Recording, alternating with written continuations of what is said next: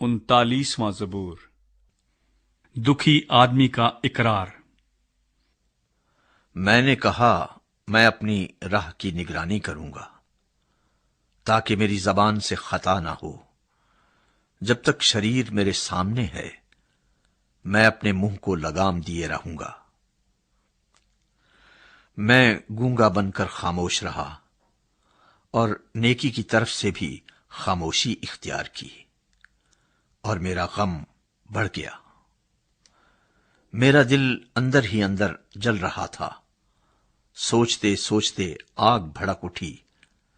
تب میں اپنی زبان سے کہنے لگا، اے خداوند، ایسا کر کہ میں اپنے انجام سے واقف ہو جاؤں، اور اس سے بھی کہ میری عمر کی میعاد کیا ہے، میں جان لوں کہ کیسا فانی ہوں۔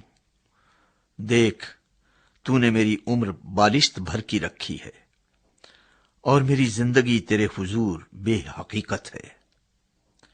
یقیناً ہر انسان بہترین حالت میں بھی بالکل بے ثبات ہے۔ در حقیقت انسان سائے کی طرح چلتا پھرتا ہے، یقیناً وہ فضول گھبراتے ہیں۔ وہ ذخیرہ کرتا ہے اور یہ نہیں جانتا کہ اسے کون لے گا۔ اے خداوند، اب میں کس بات کے لیے ٹھہرا ہوں؟ میری امید تجھی سے ہے، مجھ کو میری سب خطاؤں سے رہائی دے۔ احمقوں کو مجھ پر انگشت نمائی نہ کرنے دے۔ میں گونگا بنا، میں نے منہ نہ کھولا، کیونکہ تو ہی نے یہ کیا ہے۔ مجھ سے اپنی بلا دور کر دے۔ میں تو تیرے ہاتھ کی مار سے فنا ہوا جاتا ہوں۔